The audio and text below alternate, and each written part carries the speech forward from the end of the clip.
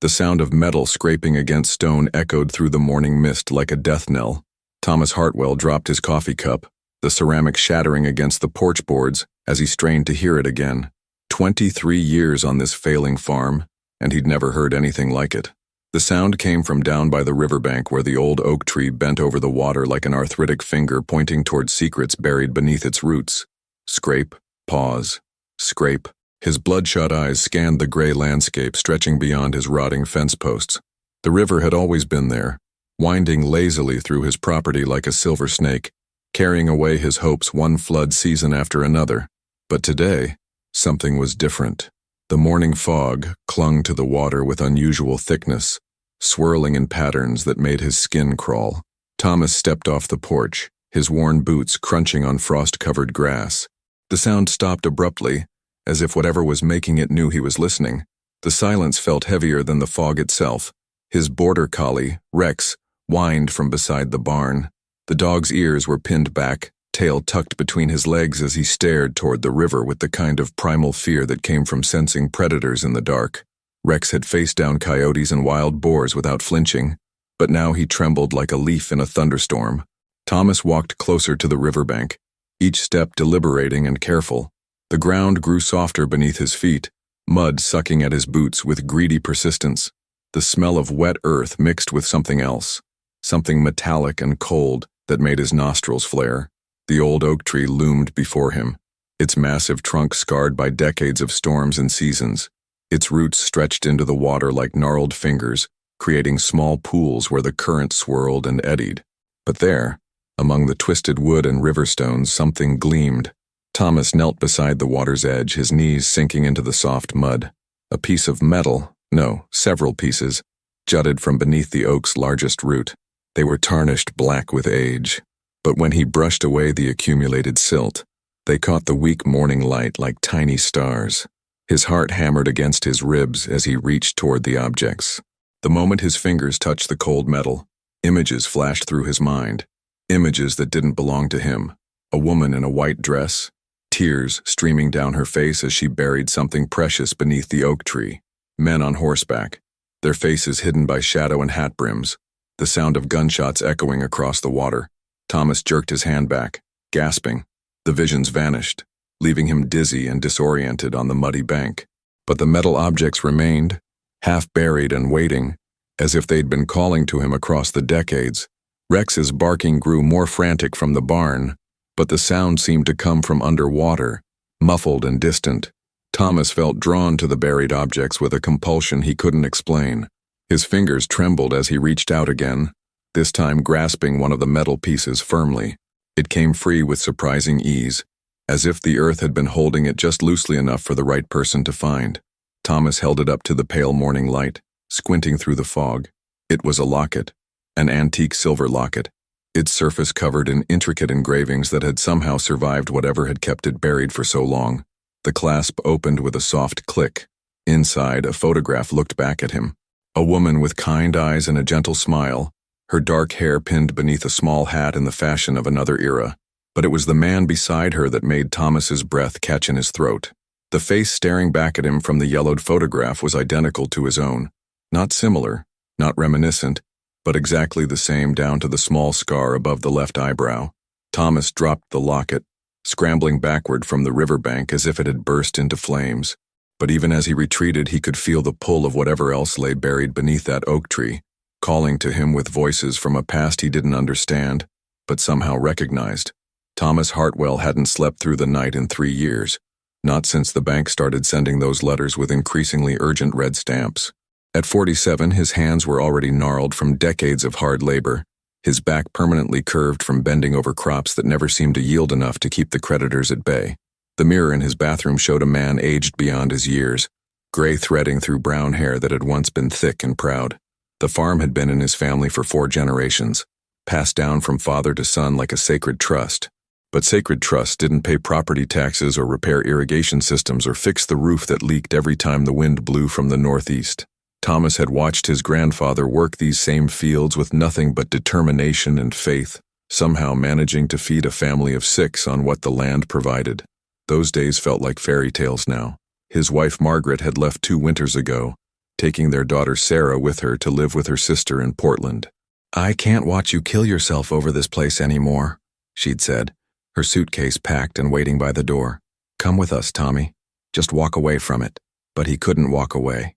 Every morning he woke before dawn, made coffee in the same chipped mug his father had used, and looked out at the fields that had shaped his entire existence.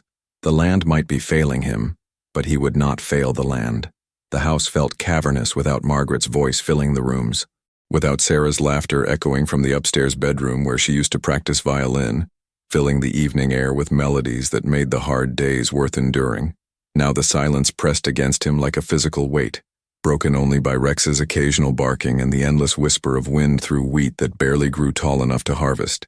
Thomas had tried everything: crop rotation, organic farming, even renting out the back 40 to a neighbor who raised sheep. Nothing generated enough income to stem the tide of debt that rose a little higher each month, like floodwater seeping through a failing dam. The bank had given him until the end of October to make good on his payments, or they'd foreclose and sell the property to developers who'd probably turn it into another suburban housing development. Some nights, he sat on the porch with Rex at his feet and wondered if Margaret had been right. Maybe holding on to something just because it had always been wasn't the same as fighting for something worth keeping. Maybe stubbornness wasn't the same as strength, but every sunrise changed his mind.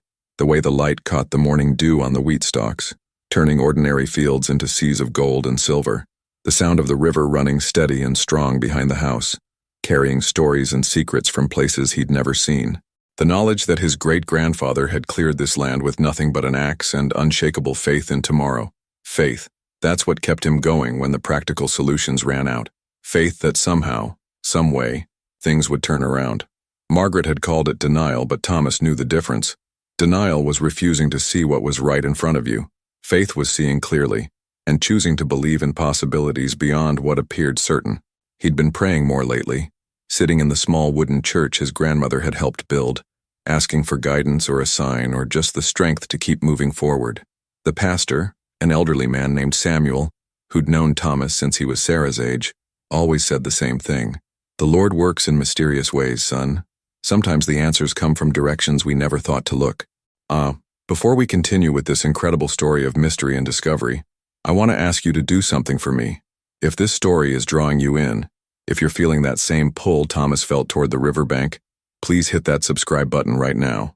Stories like this take time and passion to create, and your support helps me bring you more mysteries, more incredible discoveries, and more tales of ordinary people whose lives change in extraordinary ways. Also, drop a comment below and let me know where in the world you're watching from. I love knowing that these stories connect people from different places, different backgrounds, all brought together by our shared love of mystery and wonder. Are you watching from a small town like Thomas's? From a bustling city? From somewhere I've never even heard of? Tell me your story in the comments. Thomas had no way of knowing that morning, as he sat on his porch drinking coffee from his father's old mug, that everything was about to change. That the sound echoing from the riverbank would lead him toward discoveries that would challenge everything he thought he knew about his family, his land, and himself. The river had been keeping secrets for longer than anyone remembered, but rivers can only hold secrets for so long before they start whispering them to those who know how to listen. The locket sat on Thomas's kitchen table like an accusation, its silver surface catching light from the window and throwing patterns across the worn linoleum floor. 3 days had passed since he'd pulled it from beneath the oak tree, and he hadn't been able to concentrate on anything else. Every time he tried to work in the fields, his eyes wandered toward the riverbank. Every time he attempted to sleep, he heard that scraping sound echoing through his dreams. Rex had been acting stranger by the day.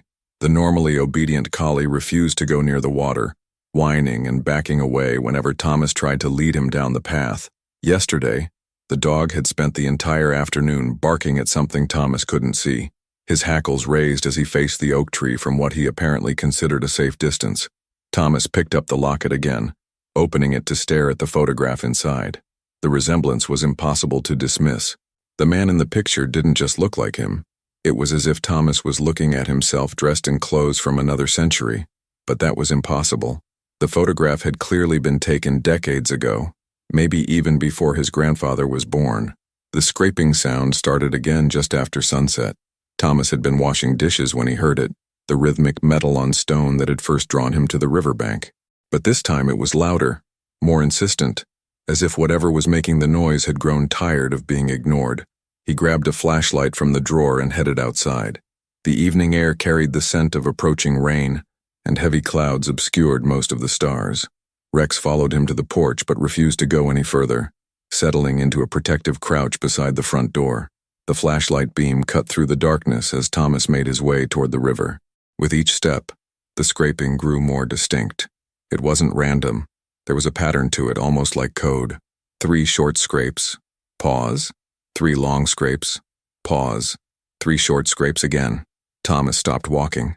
His grandfather had been in the Navy during World War II, and he'd taught Thomas Morse code during long winter evenings when the old man's arthritis kept him inside. The pattern he was hearing spelled out SOS. That's impossible, Thomas whispered to the darkness. Things don't just...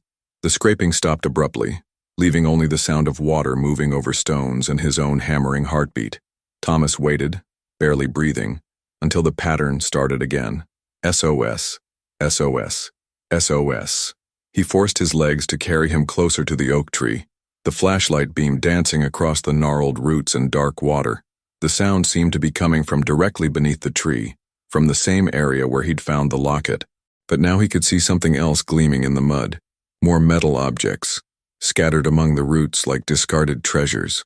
Thomas knelt beside the water's edge, his knees sinking into the soft earth. He reached toward the nearest object, a tarnished brass compass, its needle spinning wildly despite there being no magnetic interference he could detect. As soon as his fingers touched the metal, the scraping sound stopped. The silence felt ominous. Thomas was so focused on the compass that he didn't notice the footsteps approaching until it was too late. A beam of light much brighter than his own flashlight suddenly illuminated the riverbank, pinning him in its glare like a deer caught in headlights. Well, well, Tommy Hartwell. The voice belonged to Marcus Brennan, Thomas's closest neighbor, and the man who'd been trying to buy his land for the past 2 years. Marcus owned the largest farm in the county, a sprawling operation that had swallowed up a dozen smaller properties over the last decade. He'd made increasingly generous offers for Thomas's land, but something about the man's eagerness had always made Thomas suspicious. Now Marcus stood on the opposite bank of the river, his expensive boots planted firmly on ground that technically belonged to Thomas. But property lines had never meant much to Marcus Brennan. Kind of late to be prospecting, don't you think? Marcus called across the water. His tone was casual, but Thomas could hear the edge beneath it. Thomas stood slowly, pocketing the compass and trying to appear calm despite his racing heart. Just checking on the irrigation system. Spring floods sometimes shift things around. Marcus laughed, the sound harsh in the quiet night. Irrigation system. Right. He stepped closer to the water's edge, his flashlight beam sweeping across the area where Thomas had been digging. Find anything interesting down there? Just river rocks and tree roots. Nothing that would interest you? Oh, I think you'd be surprised what interests me, Tommy. Marcus's voice dropped lower, taking on a quality that made the hair on Thomas's neck stand up, especially when it comes to this particular piece of land. Thomas felt a chill that had nothing to do with the evening air. What do you mean? Marcus was quiet for a long moment, his flashlight beam fixed on Thomas's face. When he spoke again, his words carried the weight of barely contained threat. I mean that some things are better left buried, neighbor. Some secrets are worth more than money, and some people who go digging around where they don't belong, well, they tend to have accidents. The implication hung in the air between them like a live wire. Thomas's hand moved instinctively to his pocket, where the compass and locket created reassuring weight against his leg. Whatever was buried beneath the oak tree, Marcus knew about it, and he wanted it badly enough to threaten for it. Is that supposed to scare me, Marcus? It's supposed to be friendly advice. Marcus smiled, but it didn't reach his eyes. You're behind on your mortgage, Tommy. Way behind. It would be a shame if something happened to delay your ability to make those payments even longer. With that, Marcus turned and walked back toward his own property, his flashlight beam sweeping back and forth through the darkness like a prison searchlight. Thomas waited until the light disappeared completely before allowing himself to breathe normally again. He looked down at the water, where more metal objects glinted in the mud between the oak tree's roots. Whatever was buried here had been accumulating for a long time, and somehow Marcus Brennan knew about it. The question was, what was Thomas going to do with that knowledge? Thomas didn't sleep that night. He sat at his kitchen table, the locket and compass arranged before him like puzzle pieces that refused to form a complete picture. Every creak of the old house settling made him glance toward the windows, expecting to see Marcus Brennan's silhouette lurking in the darkness. At dawn he made coffee and walked back to the riverbank with Rex trailing reluctantly behind. In the morning light, the oak tree looked innocuous, just another old tree growing beside water, but Thomas could see the disturbed earth where he'd been digging, and more importantly he could see fresh boot prints in the mud, prints that were too large to be his own. Marcus had been here after their confrontation, searching through what Thomas had unearthed. Thomas knelt beside the water and began digging in earnest, using his hands to scoop away mud and debris from between the twisted roots. Rex whined and paced, but didn't retreat to the safety of the porch this time. Instead, the dog seemed to understand that his human needed protection, positioning himself where he could watch both the river and the path leading back to Marcus's property. 20 minutes of careful excavation revealed a collection of objects that defied explanation. Along with more jewelry, rings, brooches, a silver watch chain, Thomas found items that seemed to span decades. A leather-bound journal wrapped in oiled cloth, its pages yellow but still readable. A small wooden box containing what appeared to be old photographs and letters tied with ribbon. A canvas bag filled with coins, some so old he couldn't identify their origin. But it was the journal that made his hands shake as he opened it to the first page. The handwriting was faded but legible, and the words made his blood run cold. If you are reading this, then you are family, and you are in danger. My name is Jonathan Hartwell, and I am your great-great-grandfather. What I am about to tell you has been kept secret for 4 generations, but secrets have a way of demanding to be told. Thomas sank back onto his heels, staring at the page. The photograph in the locket hadn't been showing him his own face. It had been showing him Jonathan Hartwell, a man who shared his bloodline and apparently his exact features. But how was that possible? He flipped through the journal, scanning entries that told a story of hidden treasure, dangerous men, and a family legacy that had been deliberately concealed. According to Jonathan's meticulous records, the Hartwell farm had been built on land that once belonged to a wealthy industrialist named Silas Brennan, Marcus's ancestor. The pieces began falling into place with terrifying clarity. Silas Brennan discovered a significant gold deposit on his property in 1887. Thomas read aloud, his voice barely above a whisper. But before he could begin mining operations, he was killed in what the authorities called a hunting accident. I know it was no accident because I was there. Rex's sudden barking interrupted Thomas's reading. The dog had moved to face the path from Marcus's property, his tail rigid and his ears pricked forward in alarm. Thomas looked up to see Marcus approaching. But this time he wasn't alone. 2 men Thomas didn't recognize flanked Marcus on either side, both wearing expensive suits that looked out of place in the rural setting. Thomas quickly closed the journal and slipped it inside his jacket, along with the other items he'd uncovered. He stood slowly, wiping mud from his hands on his jeans as the 3 men approached the riverbank. "Morning, Tommy," Marcus called out, his voice carrying false friendliness. "Beautiful day for a walk by the water, don't you think?" "Private property, Marcus.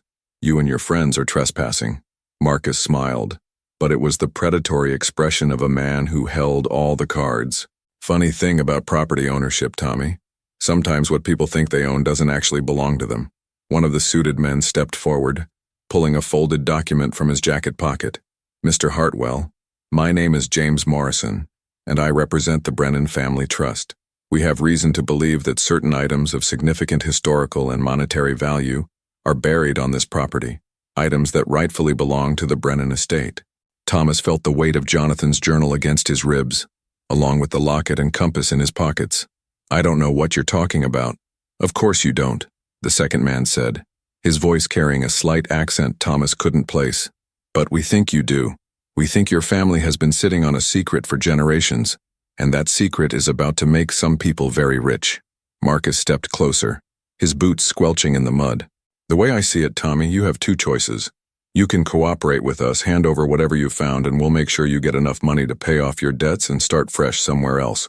Or, Thomas asked, though he wasn't sure he wanted to hear the answer. "Or we take what belongs to us anyway and you end up like your great-great-grandfather. Accidents do happen, especially around rivers. People slip and fall, hit their heads on rocks. Very tragic, but not uncommon." The threat was clear now, and Thomas realized he was facing the same danger that had killed Jonathan Hartwell over a century ago.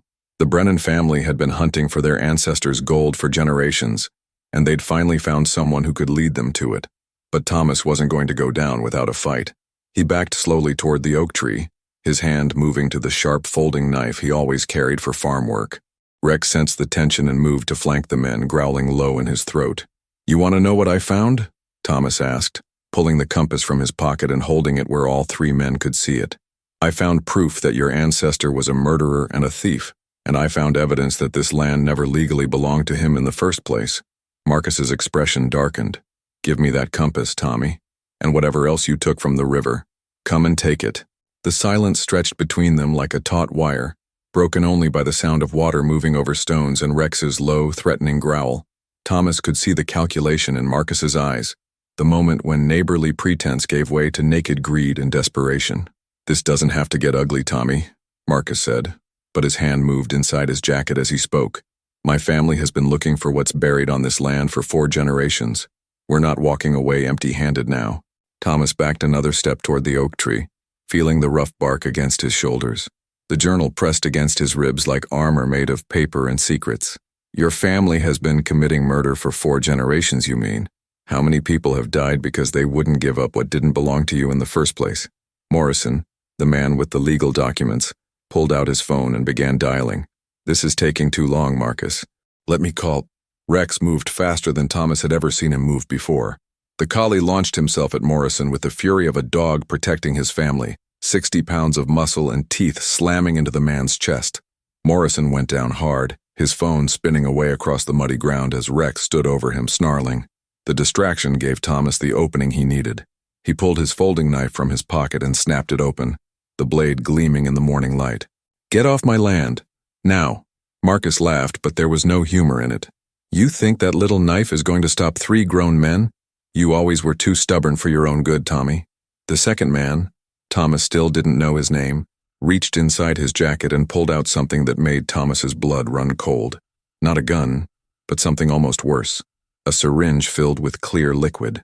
"Insulin overdose," the man explained conversationally, as if discussing the weather. "Very sad when a diabetic farmer miscalculates his dose, especially when he's been under so much stress with his financial troubles.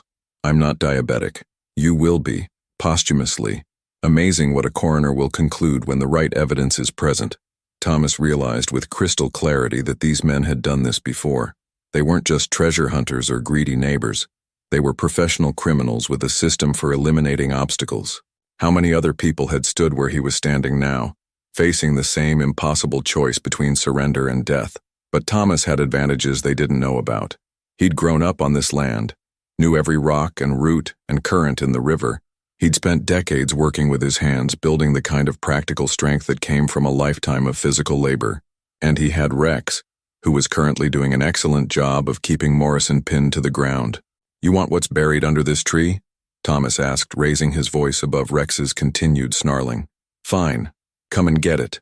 He spun around and drove his knife into the oak tree's bark, using the blade as a lever to pry away a section of wood near the base. The action revealed something that made all 3 men gasp: a hollow in the tree trunk, carefully concealed but large enough to hold more than just personal mementos. Marcus stepped forward eagerly, his eyes fixed on the dark opening in the tree. That was his mistake. Thomas had grown up swimming in this river, diving for rocks and fishing lures that had sunk to the bottom. He knew exactly how deep the water was beside the oak tree, knew that the current had carved out a hole nearly 8 feet deep where the river bent around the tree's massive root system. As Marcus leaned forward to peer into the hollow, Thomas grabbed him by the shirt and threw all his weight into a backward fall. Both men tumbled into the river with a tremendous splash, the icy water closing over their heads like a liquid fist. The current was stronger than Marcus had expected, and the businessman's expensive boots provided no traction on the slippery river bottom. Thomas, meanwhile, kicked off his own boots and used the oak tree's underwater roots as handholds, pulling himself toward the shallower water near the opposite bank.